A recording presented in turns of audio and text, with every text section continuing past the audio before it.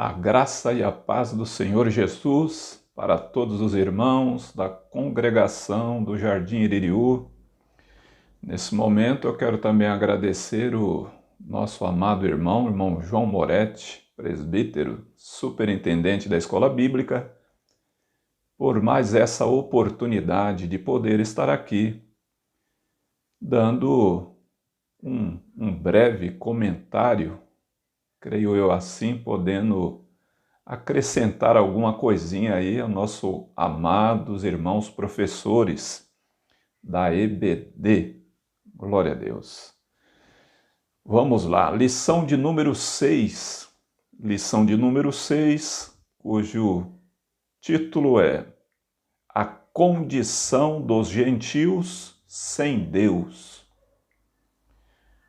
O texto áureo nos diz assim: Portanto, lembrai-vos de que vós, noutro tempo, éreis gentios na carne e chamados incircuncisão pelos que, na carne, se chamam circuncisão, feita pela mão dos homens.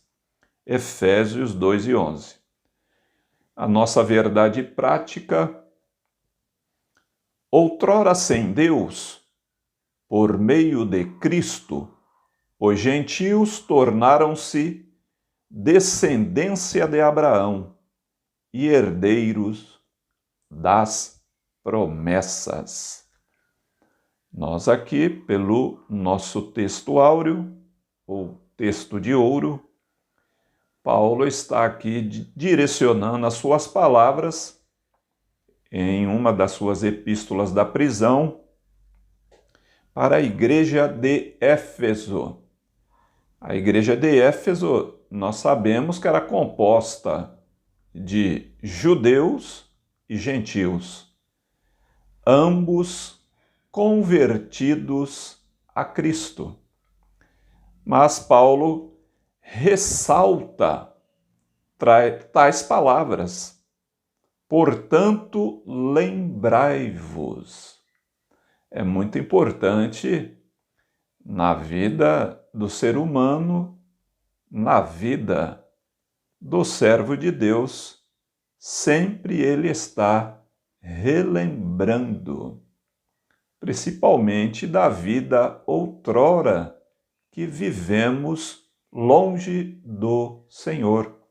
Com certeza isso nos trará edificação, admoestação, consolo, um renovo, um avivamento espiritual. Glória a Deus.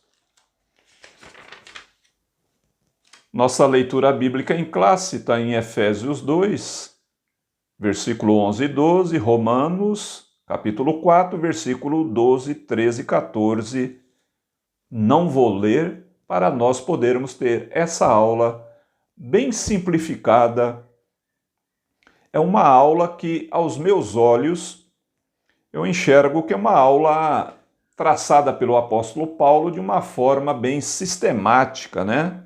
Dentro do campo da teologia, da sua teologia sistemática. E nos move também a ordem imperativa de Jesus. Nós vamos estar tratando muito aqui a posição dos gentios, né, que vivem, né, da condição dos gentios que vivem sem Deus, sem esperança, longe das promessas. Glória a Deus. Então, o professor aqui nesta aula ele vai ter um campo fértil, né, dentro de cada tópico e subtópico, de prolongar, de estender dentro ali da indicação, da direção aqui onde o nosso pastor comentarista trouxe uma lição maravilhosa. Nós aqui vamos procurar simplificar, porque os minutos voam, né? Introdução. Na presente lição veremos que o autor de Efésios, Paulo, lembra aos gentios de que antes da regeneração, ou seja, novo nascimento, eles eram incircuncisos e haviam experimentado 5 formas de privação.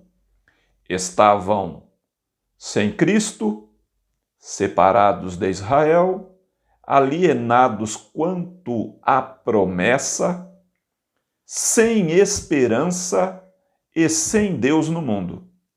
Logo estudaremos cada um desses aspectos. São 5 aspectos que o apóstolo Paulo aqui introduz dentro do seu escrito teológico, né?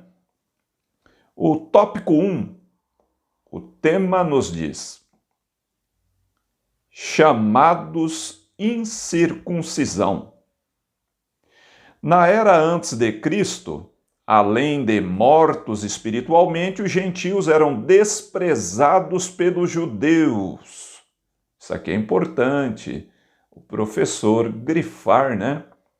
Os gentios eram desprezados pelos judeus, identificados como incircunciso.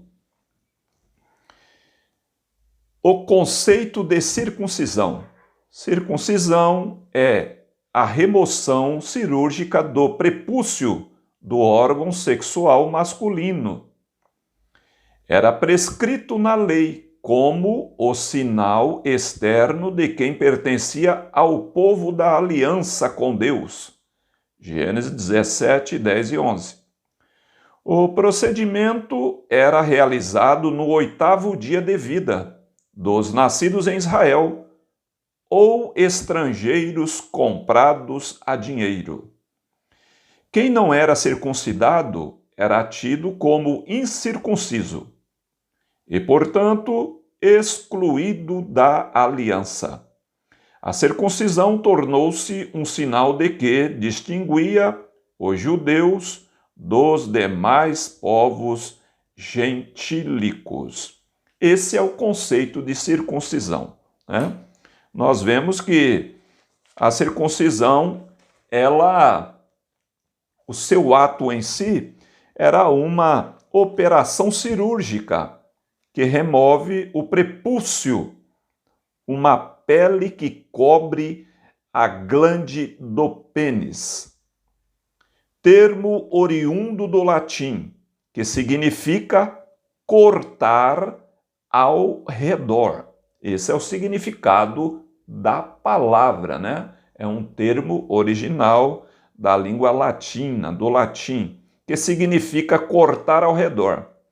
Esta era a marca externa de que alguém pertencia ao Senhor, de alguém que guardava o concerto, ou aliança, ou o pacto, né, do Senhor em sua vida. Essa era a marca externa. Glória a Deus. Então, nós vemos que a circuncisão nos faz refletir sobre a incircuncisão, né? Porque quando nós falamos de um, o outro termo está ao lado. O significado religioso da circuncisão. Seu significado religioso apontava para a santificação. Então, o foco da circuncisão era apontar para a santificação. E nós já temos aprendido pela palavra de Deus que santificação nada é do que separação.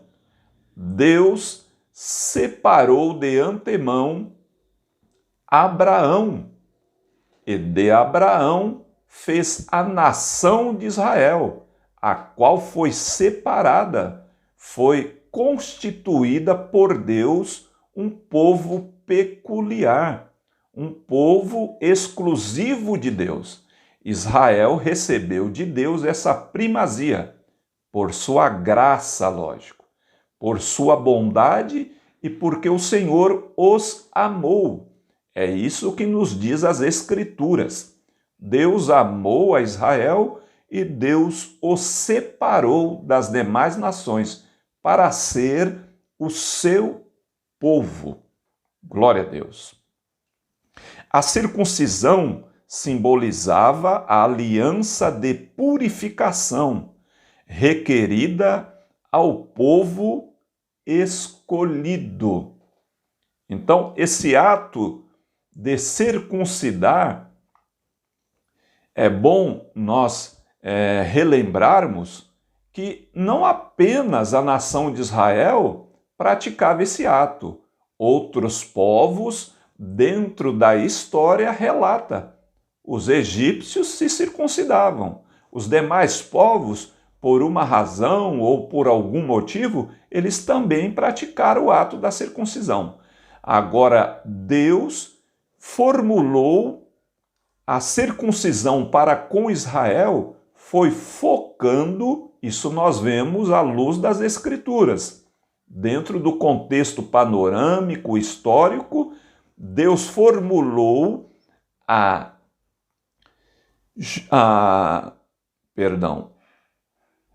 circuncisão dentro do âmbito espiritual. Deus queria para si um povo que o adorasse e que o servisse, e que fosse as suas testemunhas para os demais povos.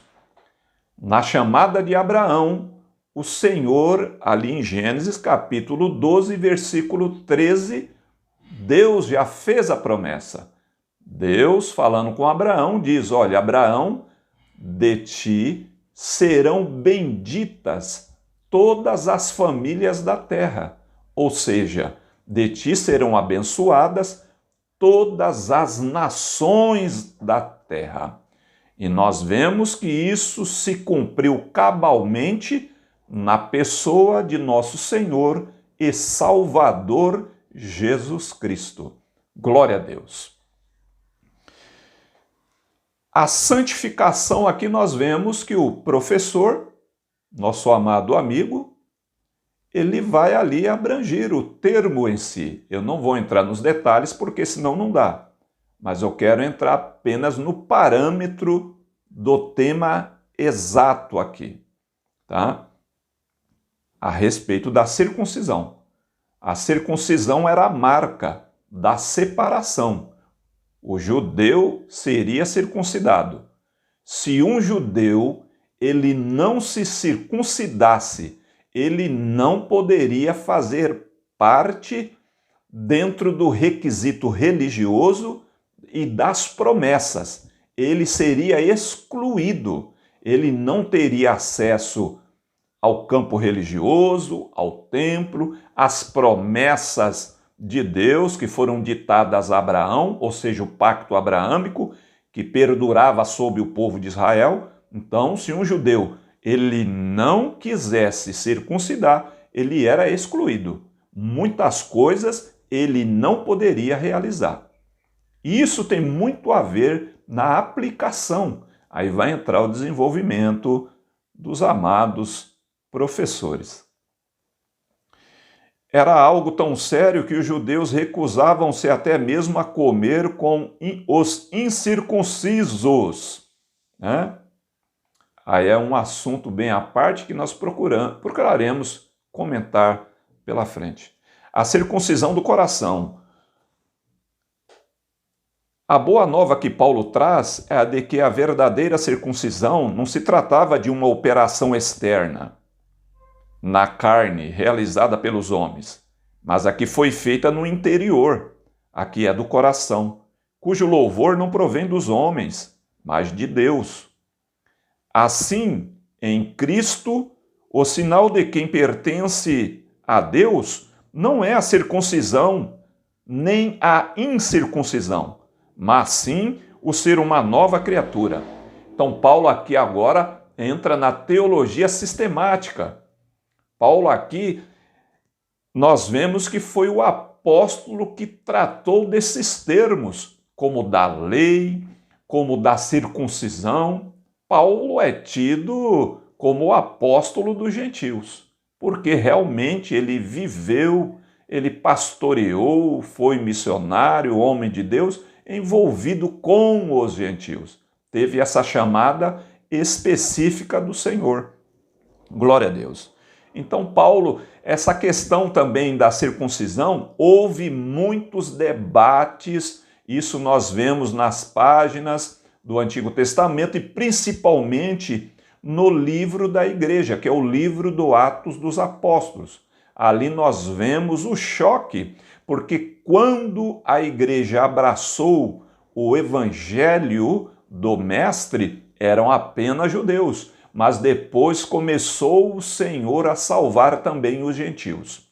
E aqueles judeus que se converteram a Cristo, nem todos eles queriam abrir mão, queriam guardar o princípio do pacto abraâmico, que era a circuncisão. E aí nós vemos que houve grandes debates e contendas. Então nós vamos em Atos capítulo 15 e vemos ali o primeiro concílio que teve da igreja, aonde chegaram a um resultado final. Glória a Deus. E esse debate estendeu-se por anos, mesmo até após a partida de Paulo, ou seja, a sua morte. Houve grandes conclaves, grandes choques entre judeus convertidos a Cristo, que queriam permanecer guardando princípios da lei mosaica. A circuncisão na nova aliança. O assunto da circuncisão gerou discussões acaloradas entre judeus e gentios. Em Antioquia, a questão ganhou muita dimensão, provocou intensos debates e culminou na convocação do primeiro concílio da igreja em Jerusalém. A deliberação dos apóstolos sobre o assunto, sob a orientação do Espírito Santo, passou a enfatizar que, na nova aliança, a circuncisão somos nós, que servimos a Deus no Espírito e nos gloriamos em Jesus Cristo e não confiamos na carne. Glória a Deus.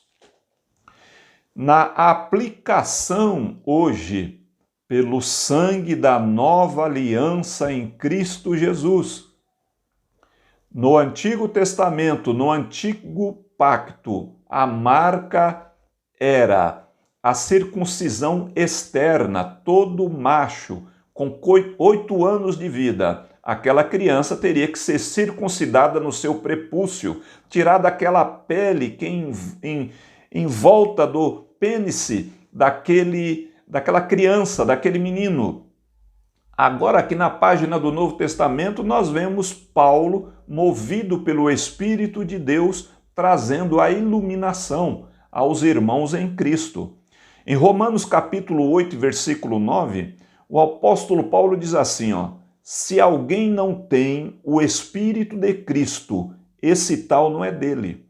Então a nossa circuncisão hoje, ela está no coração, direcionada pela obra do Espírito Santo, né? Essa é a garantia da salvação daquele que irá herdar a vida eterna com o Senhor.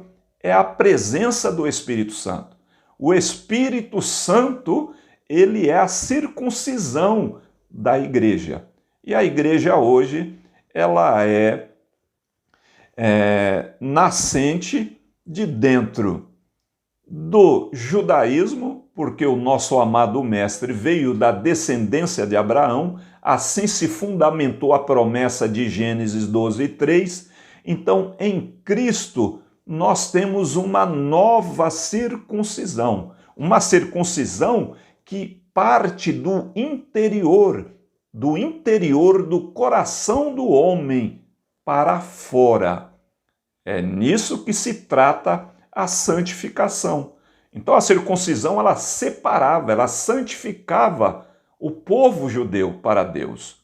Hoje nós somos santificados em Cristo pelo Espírito Santo, pela operação do Espírito Santo. O Espírito Santo hoje é a garantia da salvação daquele que está em Cristo. Por isso que Paulo diz aqui, se alguém não tem o Espírito de Cristo, esse não é dele. No grande dia do arrebatamento, só irá subir aqueles que têm o Espírito Santo de Deus em suas vidas. Segundo tópico, estranhos ao concerto da promessa. Nessa parte, o apóstolo Paulo aponta a situação dos gentios. Naquele tempo, estáveis sem Cristo, separados da comunidade de Israel e estranhos aos concertos da promessa. Como eu disse a princípio, Paulo traz esse relatório àqueles irmãos gentios que agora estavam dentro da igreja ali em Éfeso. E, de contraposto, tinham os irmãos judeus que também estavam em Cristo. E dar-se a entender que estava acontecendo ali sérias problemáticas, né? Porque Paulo sofreu muito com isso, né? Paulo sofreu muito, que muitos se introduziram na igreja e queriam trazer os costumes, rituais do antigo pacto, ou seja, da lei, trazer os costumes e os princípios e quererem aplicar. E estavam dizendo que era necessário que para os irmãos serem salvos, eles tinham que praticar o ato da circuncisão. E eles não estavam abrindo mão. Agora, o que me dá a entender, isso é um pensamento pessoal meu, ninguém é obrigado a acatá-lo, que Paulo está trazendo um esclarecimento ali para tentar colocar cada um no seu devido lugar em Cristo, né? Paulo fala que o judeu recebeu aquela marca pelos homens, era uma marca externa. Agora, para os gentios, Paulo manda eles lembrarem, né? Paulo manda eles relembrarem do passado deles, ó. Lembrai-vos de que vós, noutro tempo, erais gentios na carne, chamado incircuncisão. Olha lá, que eles viviam sem Deus, que eles não participavam das promessas de Israel. Parece que Paulo estava querendo humilhá-los? Não. Mas com certeza estava havendo algum choque dentro da igreja em Éfeso. E Paulo traz essa palavra. Eu, particularmente, venho a refletir que ele estava trazendo uma palavra pastoral ali, acalmando os nervos e mostrando Cristo centralizado. Por isso, adiante, dentro da Epístola aos Efésios, Paulo fala a respeito da parede de separação que havia entre gentios e judeus e que Deus a removeu, fazendo agora um só povo em Cristo. Olha que coisa linda. Em Cristo podemos alcançar a bendita e saudável união. Quando estamos em Cristo, a concordância, quando estamos em Cristo, as barreiras são lançadas por terra. Glória ao nome do Senhor Jesus. Então nós vemos aqui, amados e queridos irmãos, os gentios estavam estranhos ao concerto da promessa, uma vida sem Cristo. O subtópico 2 diz separados da comunidade de Israel, como eu já vos frisei, alienados aos pactos das promessas. Ou seja, eu quero resumir esse tópico. O povo gentil viviam totalmente na ignorância em relação à revelação de Deus, a promessa de um Messias futuro que viria. Israel estava firmado nas promessas. Israel tinha ali a fundamentação dos profetas, dos escritos da lei, mas os gentios não. Eles caminhavam em trevas, em total ignorância, em uma vida sem Cristo, separados da comunidade de Israel.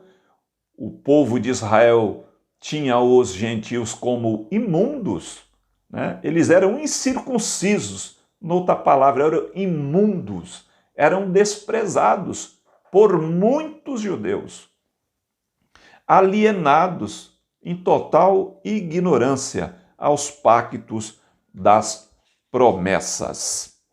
Amém? Esse contexto de os judeus não adentrarem na casa dos gentios, de terem uma discriminação muito forte com os gentios, como nós vemos nas páginas dos evangelhos a respeito dos samaritanos, por exemplo. Isso soava muito forte na maioria da comunidade israelita, mas não podemos dizer que era todos que reagiam dessa forma. Não podemos de forma alguma, né? Mas havia essa discrepância muito forte. E Jesus foi discriminado por isso.